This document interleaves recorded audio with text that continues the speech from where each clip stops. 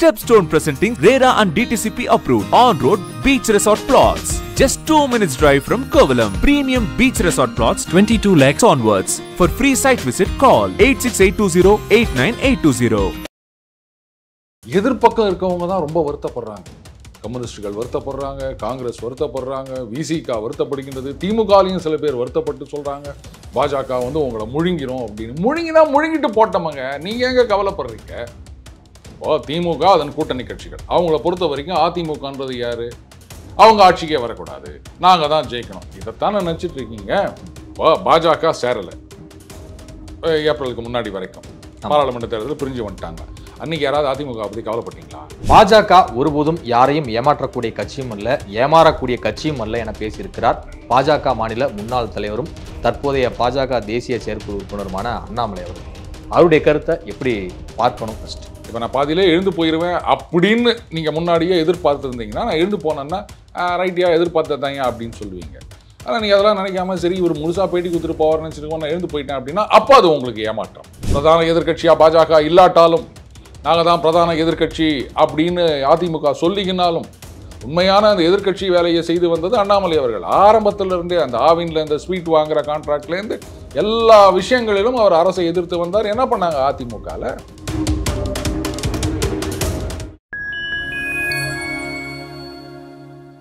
Fine media நேயர்களுக்கு வணக்கம். நான் உங்கள் சங்கீத் குஹன். நம்ம சிறப்பு நிகழ்ச்சியில் நம்மோடு இணைந்திருக்கிறார் மதிப்பிற்குரிய டெய்லி பஞ்ச் அருண் அவர்கள். வணக்கம் சார். வணக்கம் குஹன். அதிமுக பொதுச் செயலாளர் எடப்பாடி பழனிசாமி அவர்கள் நேற்று திருவாரூர் மாவட்டத்தில் நடந்த சுற்றுப்பயண கூட்டத்தில் பேசும்போது என்ன குறிப்பிட்டிருக்காரு அப்படின்னா, ஸ்டாலின் அவர்களே நாங்கள் ஒன்றும் ஏமாளிகள் அல்ல, ஆட்சியில் பாஜகவுக்கு பங்கு கொடுக்க மாட்டோம் அப்படிங்கிறதுல பேசியிருக்கிறார்.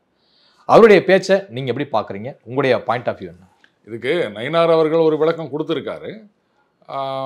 அந்த விளக்கம் லாஜிக்கலாக தான் தெரியுது.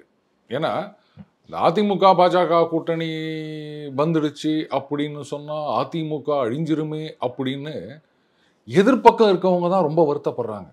கம்யூனிஸ்டுகள் வருத்தப்படுறாங்க, காங்கிரஸ் வருத்தப்படுறாங்க, விசிகா வருத்தப்படுகின்றது, திமுகலையும் சில பேர் வருத்தப்பட்டு சொல்கிறாங்க பாஜக வந்து உங்களை முழுங்கிரும் அப்படின்னு. முழுங்கிட்டு போட்டோமங்க, நீங்கள் எங்கே கவலைப்படுறீங்க?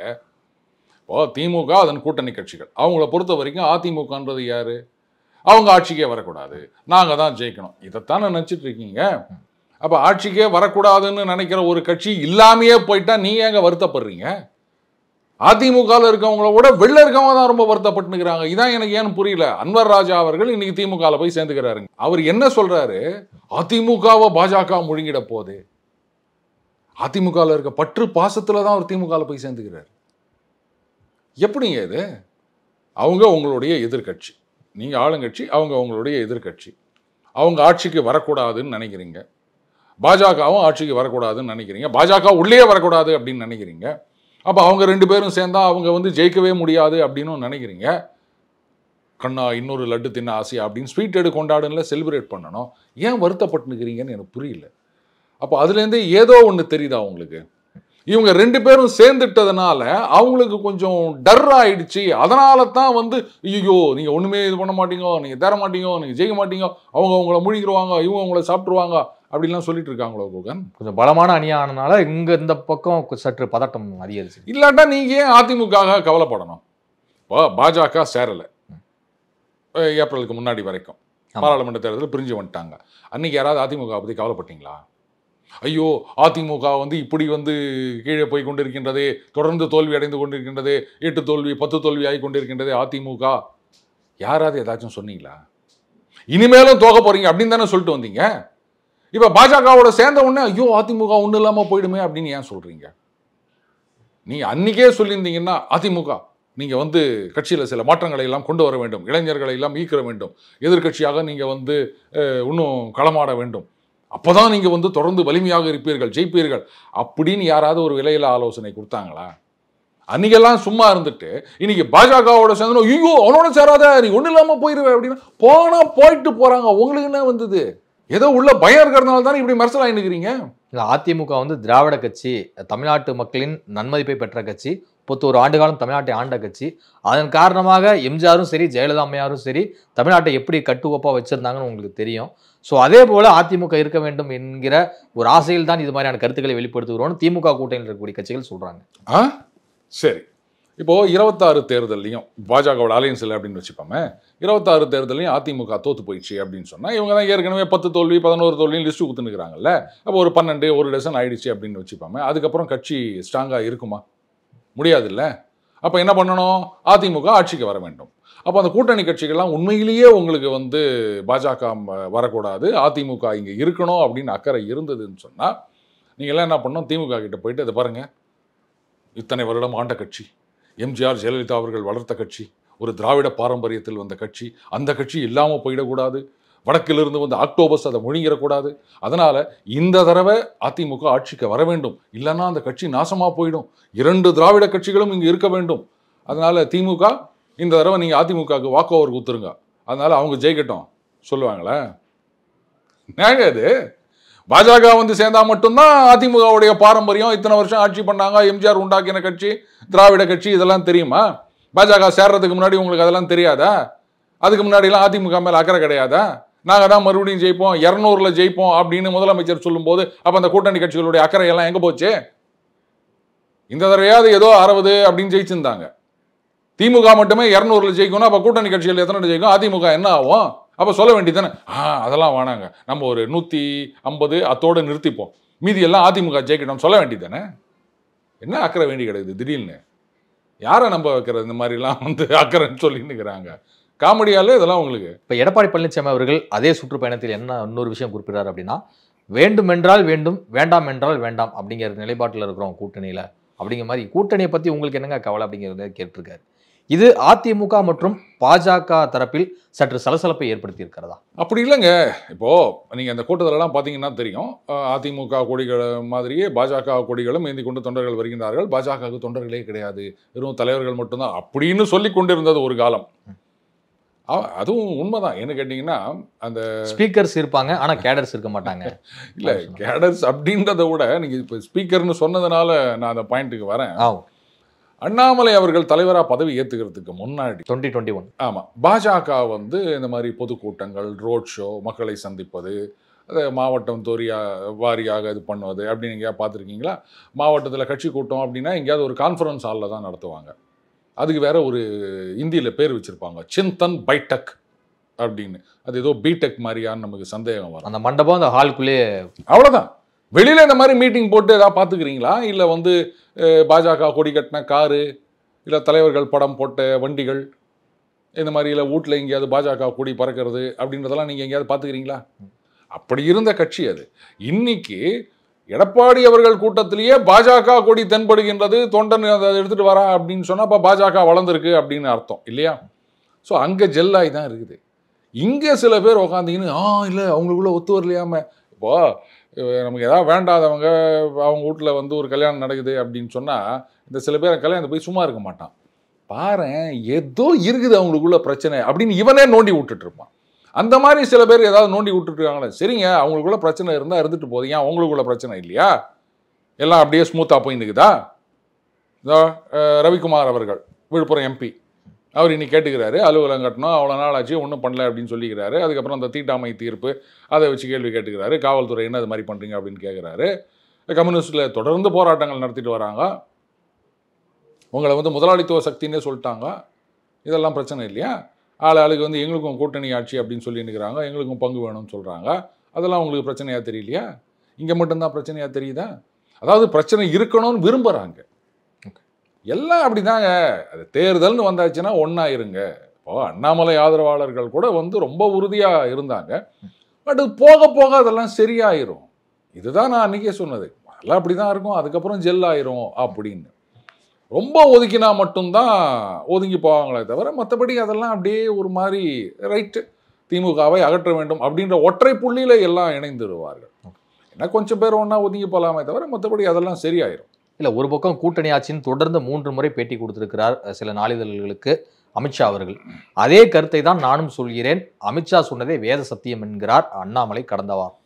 நேற்று எடப்பாடி அவர்கள் இது மாதிரி பேசும்போது கூட்டணி ஆட்சி கிடையாது, ஆட்சியில் பங்குலாம் நாங்கள் யாருக்கும் தரமாட்டோம், நாங்கள் ஏமாளியெல்லாம் கிடையாது, எங்களை ஏமாற்றவும் முடியாது அப்படிங்கிறார். ஸோ இதையெல்லாமே நம்ம வச்சு பார்க்கும்போது தொண்டருடைய மனநிலை என்னவாக இருக்கும்? அதே சமயம் இந்த விஷயங்களை டெல்லி பாஜக தலைமை எப்படி பார்க்கும்னு நினைக்கிறீங்க? எப்படி அணுகும்? அவங்க எப்படி ஒன்றா பார்த்துட்டு போட்டோம். ஒரு விஷயம், அன்னைக்கு அலையன்ஸ் அப்படின்னு சொல்லும் போதே தமிழகத்தில் வந்து அதிமுக தான் வந்து கூட்டணி தலைமை, அவங்க தான் முடிவெடுப்பாங்க அப்படின்னு சொல்லிட்டாங்க.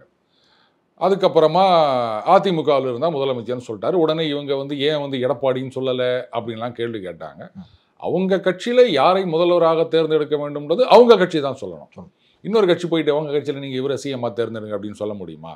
ஸோ அதுதானே தவிர அது தேவையில்லாமல் ட்விஸ்ட் செய்யப்பட்ட விஷயம். அடுத்தது இவர் வந்து அமித்ஷா அவர்கள் சொல்கிறாரு ஆமாம் கூட்டணி ஆட்சின்னு கேள்வி கேட்டால் ஆமான்றாரு. அண்ணாமலை அவர்கள் வந்து அவர் சொன்னது தான் அப்படின்றாரு. ரைட், வெரி குட், அது அவங்களுடைய கருத்து. அல்டிமேட்லி தமிழகத்தில் இந்த என்டிஏல முடிவுகளை எடுக்க போவது யார்? அதையும் அமித்ஷாவே சொல்லிட்டாரு, எடப்பாடி அவர்கள் தான் அப்படின்னு. அப்போ அவர் சொல்கிறது தானே ஃபைனலு. அது உங்களுடைய விருப்பம். பாஜகவுக்கு மட்டும் இல்லை, இன்னைக்கு எல்லா கட்சிகளுக்கும் அந்த ஒரு விருப்பம் இருக்குது, ஆட்சியில் பங்கு அப்படின்னு. ஏன் கோகன், உங்களுக்கு ஒரு மந்திரி சபையை கொடுக்குறாங்க, சீட்டு கொடுக்குறாங்கன்னா வேணான்னு சொல்லிடுவீங்களா? இல்லை எனக்கு தான் ஒரு மந்திரி கொடுக்குறாங்கன்னு சொன்னால் நான் வேணான்னு சொல்லிடுவேனே. அது எந்த மந்திரி ஒன்றா இருக்கட்டும், மந்திரி அவ்வளோதான், முடிச்சு போச்சு. அந்த 5 வருஷம் பவருங்கிறதே வேற மாதிரி, அவ்வளோதான். நீ எந்த போர்ட்ஃபோலியோனா கொடுங்க, ஒரு மந்திரி அப்படின்னா நான் வேணான்னா சொல்ல போகிறோம். நாமளே இப்படின்னும் போது கோரிக்கை வைக்கிற இடத்தை தாண்டி கோரிக்கை நிறைவேற்ற இடத்துல நம்ம இருப்போம். கரெக்டா? இல்லை, ஒன்றும் இல்லாத நாமளே மந்திரி பதவினா எழுந்தடிச்சு ஓடும் போது, அப்போ இத்தனை வருஷமா அரசியல்ல வேலை பார்த்துக்கின்னு கை காசை விட்டு செலவு பண்ணிக்கின்னு வாழ்க்கையே வந்து அரசியலுக்கு அப்படின்னு இருக்காங்களா? அவங்க வந்து கூட்டணி எங்களுக்கு ஆட்சியில் பதவி வேணும் அப்படின்னு எதிர்பார்க்க மாட்டாங்களா? அதெல்லாம் அப்படி தான் இருக்கும்.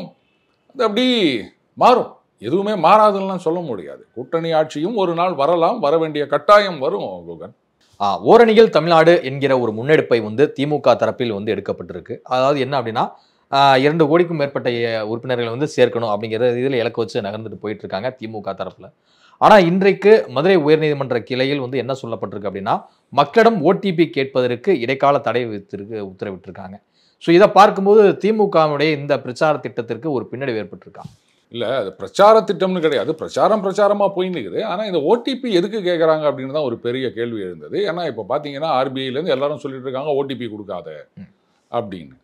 அண்டு ஆதார்லேயே பார்த்தீங்கன்னா மாஸ்க்டு ஆதார்னு இப்போ வருது. அந்த கடைசி 4 டிஜிட் மட்டும் இருக்கும், மீதி எல்லாம் எக்ஸ்எக்ஸ் போட்டு வரும். அது ஏன்னா ஆதாரை மிஸ்யூஸ் பண்ணக்கூடாது அப்படின்றதுக்காக இந்த ஆதாரை வச்சு சிம்மு வாங்குவாங்க, அது பண்ணுவாங்க, வாங்கி வைக்கணும், அது வேறு விஷயம். பட் அந்த மாதிரி எதுவும் நடைபெறக்கூடாதுன்றதுக்காகத்தான் ஆதாரில் சேஃப்கார்டெல்லாம் வச்சுருக்காங்க. எதுக்காக ஓடிபி? இப்போ ஒருத்தர் உங்கள் கட்சியில் சேரணும் அப்படின்னு சொன்னால் என்ன இத்தனை வருஷமாக ஓடிபி வச்சு தான் சேர்ந்துருந்தாங்களா? இல்லை ஆதார் இருக்கவங்க மட்டும்தான் கட்சியில் சேர்த்துருந்தீங்களா?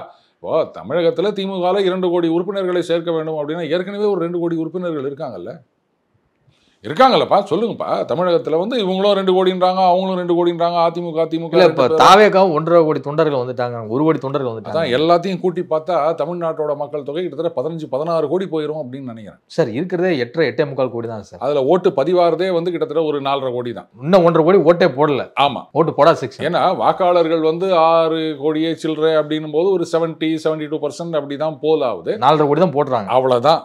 அப்போது ஏற்கனவே திமுகவில் வந்து 2 கோடி உறுப்பினர்கள் இருக்காங்க, சரி 1.5 கூட வச்சுப்போம். இப்போ 2 கோடி பேரை புதுசாக சேர்க்கணும் அப்படின்னு சொன்னால் அப்போ 3.5 கோடி ஆகிடுது, மீதி 1 கோடி தான் இருக்குது. அதிமுகவில் ஒரு 1.5 கோடி இருக்காங்களே, அவங்க ரொம்ப காலமாக சொல்லிட்டு வராங்க. காங்கிரஸ் இப்போ தாவேகால ஒரு 1.5 கோடி, அதுக்கப்புறம் பாமக, நாத்தாக்கா, இதெல்லாம் எந்த கோடியில் கொண்டு போய் ஒழிச்சு வைக்கிறதுன்னு எனக்கு தெரியல. பட் அதை ஓடிபி வாங்குறது சரியில்லை. கோர்ட்டு வந்து அதுதான் கரெக்டாக தீர்ப்பு கொடுத்துருக்காங்க. எதுக்காக ஓடிபி? என்னன்னா இங்கே கட்சியில் உறுப்பினர் சேர்க்கணும் அப்படின்னு சொன்னால் அதுக்கு எதுக்கு ஓடிபி? இப்போ இது ஏற்கனவே இருக்க 1.5 கோடி 2 கோடி அவங்களாம் ஓடிபி வச்சு தான் சேர்ந்தாங்களா? அதனால் அது தேவையில்லை, அது கரெக்டாக தீர்ப்பும் வந்திருக்கின்றது. ஆனால் பிரச்சாரம் அது தனியாக போயிட்டு இருக்கும். இப்போ அந்த வீடு வீடாக போகிறாங்க, வருவாய்த்துறை வராங்கன்றாங்க, இதெல்லாம் வந்து அரசாங்கத்தோட ஒரு மாதிரி பிரச்சாரம் மாதிரி தானே நம்ம எடுத்துக்கணும். ஏன்னா இது வெறும் இது மட்டுமே திமுக பிரச்சாரத்துக்கு பயன்படுத்துது. இல்லை, இப்போ இது மட்டுமே நடந்து கொண்டு இருந்தது அப்படின்னு சொன்னால் வேறங்க. ஆனால் இதை இன்னொரு லெவலில் பார்த்தீங்களா, நாங்கள் வந்து உங்களை தேடி சேவையை கொண்டு வருகின்றோம், வரவங்க வருவாய்த்துறை அதிகாரிகள் அவங்க வந்து அஃபிஷியலாக டீல் பண்ண போகிறாங்க, எல்லாம் ஓகே. ஆனால் இதை செய்யறது நாங்கள் தான் அப்படின்னும் போது அது பிரச்சாரம். புரியுதுங்களா? அப்படி பார்க்க போனால் எல்லாமே பிரச்சாரம் தான். நாங்கள் வந்து இந்த மகளிர் உரிமைத்துறை கொடுக்குறோம் அப்படின்னு சொன்னால் அது அரசாங்க பணத்தை எடுத்து கொடுக்குறாங்க, ஆனால் நாங்கள் தான் அதை கொடுக்குறோம் அப்படின்னும் போது அது பிரச்சாரம். ஸோ எந்த அரசாங்கமாக இருந்தாலும் வந்து நாங்கள் இதை பண்ணோம் அதை பண்ணோம் அப்படின்னு பிரச்சாரம் பண்ணிட்டு தான் இருப்பாங்க. ஸோ அரசியல் பிரச்சாரம் அப்படின்றது எல்லா காலத்துலையும் ஓடிட்டு இருக்குது. ஆளுங்கட்சி எப்பவும் பண்ணிட்டு இருப்பாங்க, எதிர்கட்சி எப்போவாச்சும் பண்ணுவாங்க, அவ்வளோதான் வித்தியாசம். பாஜக ஒருபோதும் யாரையும் ஏமாற்றக்கூடிய கட்சியும் அல்ல, ஏமாறக்கூடிய கட்சியும் அல்ல என பேசியிருக்கிறார் பாஜக மாநில முன்னாள் தலைவரும் தற்போதைய பாஜக தேசிய செயற்குழு உறுப்பினருமான அண்ணாமலை அவர்கள், அவருடைய கருத்தை எப்படி பார்க்கணும்? ஃபர்ஸ்ட் கரெக்டுங்க. ஏமாற்றவில்லை அப்படின்னா இன்னும் சில பேர் பார்த்தீங்களா, மகாராஷ்டிராவில் இப்படி பண்ணிட்டாங்க, அங்கே இப்படி பண்ணிட்டாங்க அப்படின்லாம் சொல்லுவாங்க. அது ஏமாற்றம் கிடையாது, புரியுதுங்களா? இவங்களா வந்து தேவையில்லாமல் இல்லை எங்களுக்கு தான் சிஎம் பதவி அப்படின்னு சிவசேனா கேட்க போயிட்டு அதனால் வந்த பிரச்சனை அது. அப்படி பார்க்க போனால் காங்கிரஸ் பண்ணாத விஷயங்களா? என்டிஆர் அவர்கள் முதலமைச்சராக இருக்கும்போது ஆந்திராவில் என்ன பண்ணாங்க? பாஸ்கர் ராவ் அப்படின்னு ஒருத்தரை கொண்டு வந்து வச்சு எவ்வளோலாம் கலாட்டா பண்ணி அதுக்கப்புறம் அதை அந்த பஸ்ஸில் எம்எல்ஏக்களை ஏற்றி கொண்டு போவது அப்படின்றதெல்லாம் அப்போ வந்து விஷயம் தானே அது. அதனால் ஏதோ காங்கிரஸ் வந்து எதுவுமே பண்ணாத மாதிரி பாஜக தான் வந்து கட்சியை உடைக்கும் அப்படின்னு சொல்கிறதெல்லாம் வந்து வேலைக்காகாத விஷயம். எல்லா கட்சிகளும் உடைந்திருக்கின்றது, எல்லா கட்சியும் உடைச்சிருக்காங்க. இது ஒன்றும் புதுசு கிடையாது. அதை ஏமாற்றிட்டாங்க அப்படின்னா நாங்கள் உங்களை சொல்லுவோம், நீங்கள் எங்களை சொல்லுவீங்க, அவ்வளோதான், வேற ஒன்றும் கிடையாது.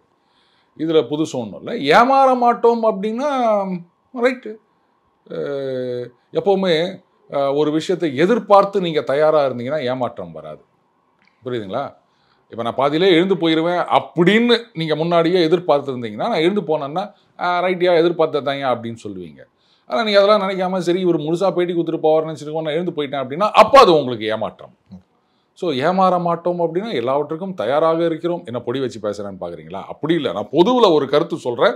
நீங்கள் வந்து இதை அரசியலோடு சேர்த்து பார்த்தீங்கன்னா அதுக்கு கம்பெனி பொறுப்பாகாது. இப்போ அண்ணாமலை அவர்கள் கூட்டணி ஆட்சி தான் அப்படின்னு உறுதிபட தெரிவித்திருக்கும் போது, இப்போ பாஜக தரப்பில் நிச்சயம் நம்மெல்லாம் வந்து ஒரு அமைச்சரவையில் சில இலாக்காக்களை பெறுவோம் அப்படின்னு சொல்லிட்டு இப்போதே அந்த கேண்டிடேட்டாக நிற்கிறவங்க கூடிய மனசுக்குள்ள ஒரு ஆசை வைத்து விட அப்படி இல்லை கோகன். அதாவது அண்ணாமலை அவர் கருத்தாக சொல்லலை. இந்த மாதிரி வந்து தொண்டர்கள் என்றைக்குமே அப்படி தான் விரும்புவாங்க. நம்ம கட்சியும் ஆட்சிக்கு வரணும், எந்த கட்சியாக இருந்தாலுங்க. இப்போ நாத்தாக்கால் எடுத்துக்கங்க, அவங்க வந்து இப்போ தான் ரெக்கக்னிஷன் வாங்கியிருக்காங்க. ஆனால் அந்த சீமானவர்கள் அரசியல் பிரச்சாரம் செய்யும் காலங்களிலிருந்தே பரப்புரைன்னு சொல்லுவார் அவர். அந்த காலங்களிலிருந்தே பார்த்தீங்கன்னா எங்கள் அண்ணன் தான் முதலமைச்சர், அவர் வந்தவொடனே அப்படி பண்ணுவார் இப்படி பண்ணுவார் அப்படி தானே சொல்லிட்டு இருக்காங்க. அப்போது எந்த கட்சியாக இருந்தாலும் ஆட்சிக்கு வரணும் நம்ம கட்சி அப்படின்னு தான் தொண்டர்கள் நினைப்பாங்க. பவர் தான் கையில் இருந்து எல்லாருமே நினைக்கிறாங்க. ஆமாம், அதை விட்டுட்டு இல்லை நாங்கள் வெறும் எம்எல்ஏ மட்டும் இருக்கோம், இல்லை அது கூட வேணாம், சீட்டு கொடுக்காட்டாலும் நாங்கள் வந்து இதயத்தில் இடம் வாங்கி உட்காந்துருப்போம் அப்படின்னா எந்த தொண்டரும் இருக்க மாட்டாங்க, கிளம்பி போயிட்டே இருப்பாங்க, புரியுதுங்களா? ஏன்னா தொண்டர்களை பொறுத்த வரைக்கும் அவங்க எம்எல்ஏ ஆகாட்டாலும் நம்ம கட்சியில் நமக்கு ஒரு செல்வாக்கு வேணும் அப்படின்னு தான் நினைப்பாங்க. எம்எல்ஏவே கிடையாது அப்படின்னா என்ன பண்ணுவாங்க? அந்த மாதிரி அடுத்தது அவர் என்ன சொன்னார், ஒன்று தொண்டர்களுடைய விருப்பம்னு சொன்னார், இன்னொன்று அமித்ஷா அவர்களுடைய பேச்சுன்னு சொன்னார். இவருடைய கருத்துன்னு அவர் பாலிசி மேட்டராக அவர் சொல்லலை. அமித்ஷா அது மாதிரி பேசியிருக்காரு. அப்போ அதுக்கான விளக்கம் கொடுக்க வேண்டியது அமித்ஷா அவர்கள் தான். ஏங்க பேசுனீங்க கூட்டணி ஆட்சின்னு? அண்ணாமலை தான் வந்து கூட்டணியில் குழப்பம் விளைவிச்சுன்னுக்கிறாரு, நாங்கள்லாம் இங்கே ஒரு நெரேட்டிவ் செட் பண்ணிட்டு இருக்கிறோம், நீங்கள் அடிக்கடி பேப்பரில் பேட்டி கொடுத்துட்டு நீங்கள் பாட்டுக்கு இது மாதிரி பண்ணின்னு போயிருங்களே அப்படின்னு அமித்ஷா அவர்களை போய் கேட்கட்டும். கேட்பாங்களா?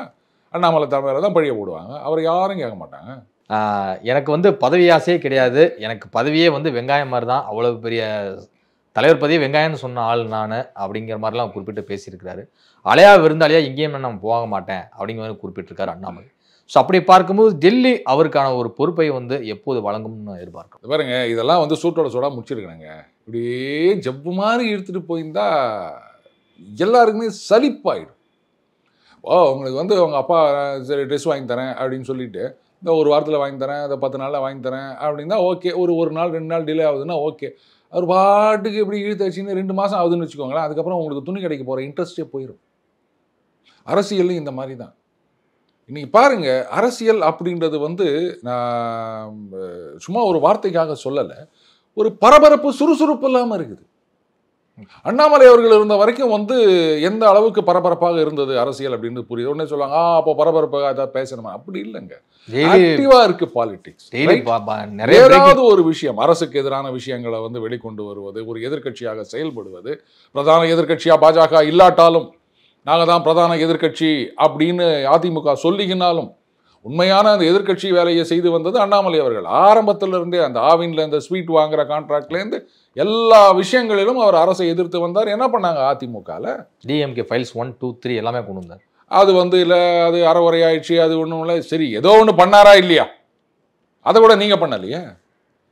இவ்வளோ ஏங்க இந்த கிளாம்பாக்கம் பிரச்சனைக்கு எடப்பாடியார்னா பேசினார், சிறு சிறு பிரச்சனைகள்னு பேசினாரா இல்லையா? அப்புறம் எதிர்கட்சி தலைவரே சிறு சிறு பிரச்சனைகள் அப்படின்னு சொல்லும்போது அவர் சொல்லிட்டாரு பிரச்சனையே இல்லை அப்படின்ட்டாரு. இதுதான் உங்கள் எதிர்கட்சி டக்கா?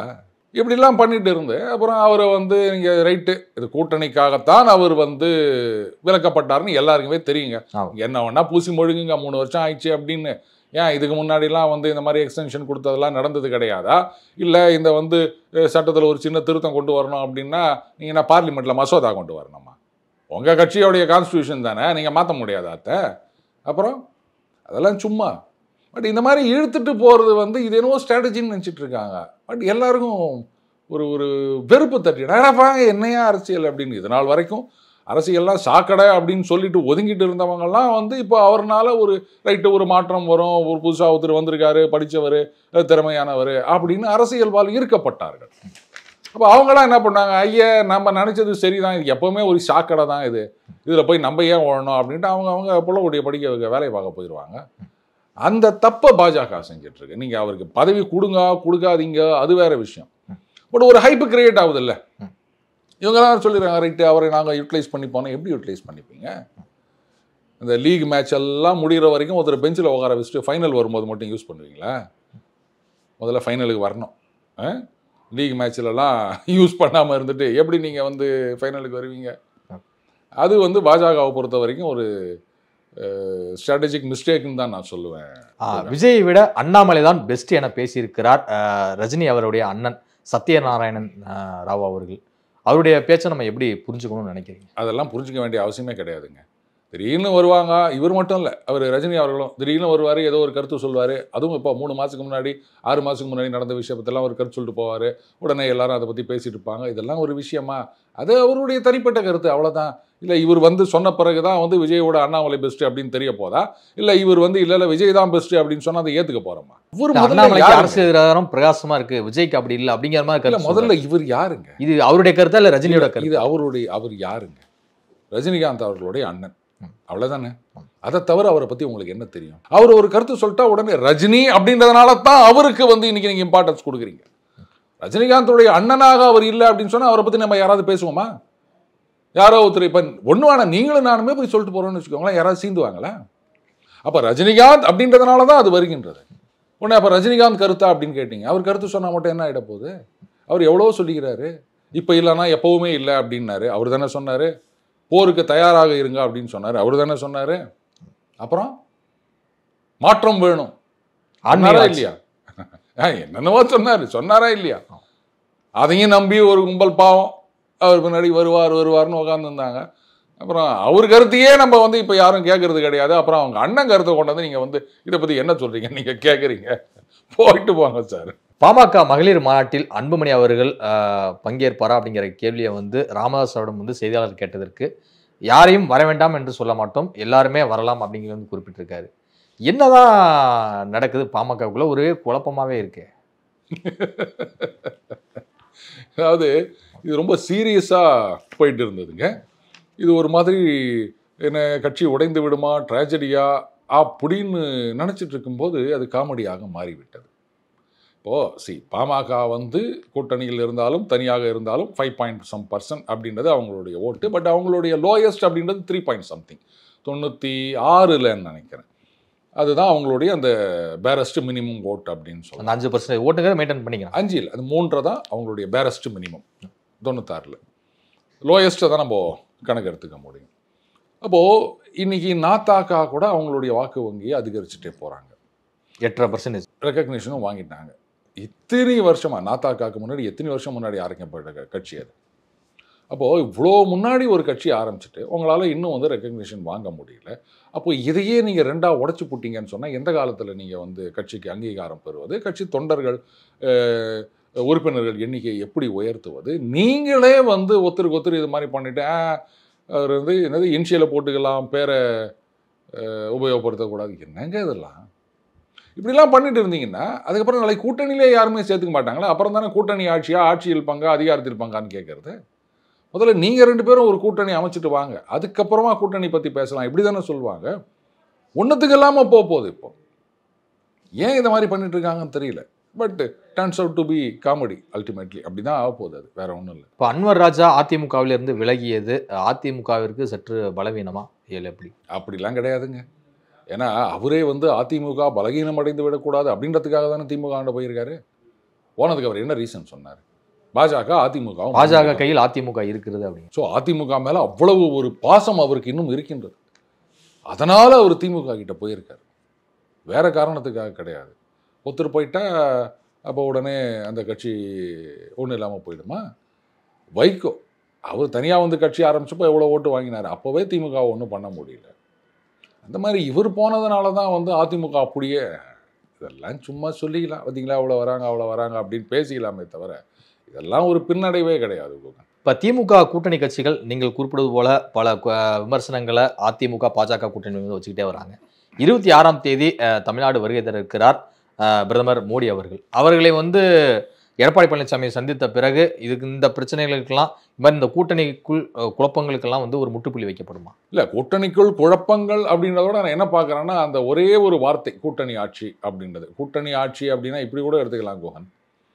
இங்கே காங்கிரஸும் திமுக, காங்கிரஸ் தயவில் திமுக ஆட்சியில் இருந்தது, அப்போ அது கூட்டணி ஆட்சின்னு தான் சொல்லணும். ஆனால் காங்கிரஸ் மந்திரி சபையில் இல்லை 2006. அதே மாதிரி மத்திய அரசாங்கத்தில் வந்து பிபி சிங் பிரதமராக இருந்தார். ஒரு பக்கம் கம்யூனிஸ்ட், ஒரு பக்கம் பாஜக, 2 பேர் ஆதரவில் தான், 2 பேரும் எதிரெதிர் சித்தாந்தம் தான், 2 பேரும் ஆனால் ஆதரவு அளித்தார்கள். 2 பேரும் மந்திரி சபையில் இல்லை, வெளியிலிருந்து ஆதரவு. அது கூட்டணி ஆட்சி தானே. ஆமாம், நேஷனல் ஃப்ரண்ட் கவர்மெண்ட் அப்படி தானே சொன்னாங்க. அதில் திமுக இடம்பெற்று மத்திய அமைச்சர் பதவி வாங்கினாங்க. அப்போது அந்த மாதிரி ஒரு கூட்டணி ஆட்சின்னு வச்சுக்கலாம் இல்லையா?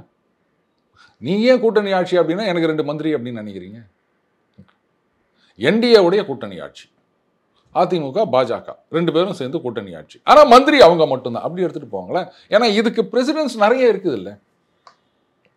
இந்த விளக்கத்தை வந்து 2 தரப்புலையும் புரிஞ்சுக்கணும். இல்லை, அன்வர் ராஜா சொல்கிறாரு, ஏன் முதல்வர் வேட்பாளர் எடப்பாடி பழனிசாமி அவர் அமித்ஷான்னு சொல்லாமல் இருக்கிறாரு, ஏன் பாஜக சொல்லாமல் இருக்காங்க அப்படிங்கிற ஒரு சந்தேக பார்வை கொண்டு எழுப்புறாரு. கூட்டணிக்கு இங்கே அதிமுக தான் தலைமை அப்படின்னு அமித்ஷா சொல்லிட்டாரு.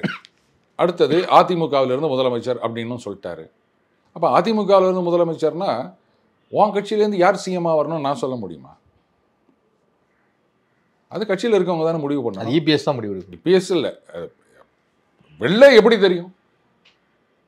இன்னொன்று சொல்லுவாங்க, சிஎம் கேண்டிடேட்னு ஒன்று கிடையவே கிடையாது. 2016 மக்கள் நல கூட்டணி நடந்தது இல்லையா? அப்போ இந்த ஒரு சர்ச்சை வந்தது, இவரை வந்து சிஎம் கேண்டிடேட்னு சொல்ல போக, இன்னும் சில பேர் அதெல்லாம் கிடையாது அப்படின்னு சொல்ல போக, திருமாவா வைகோவா அப்படின்லாம் பிரச்சனை ஓடிட்டு இருந்துச்சு இல்லையா?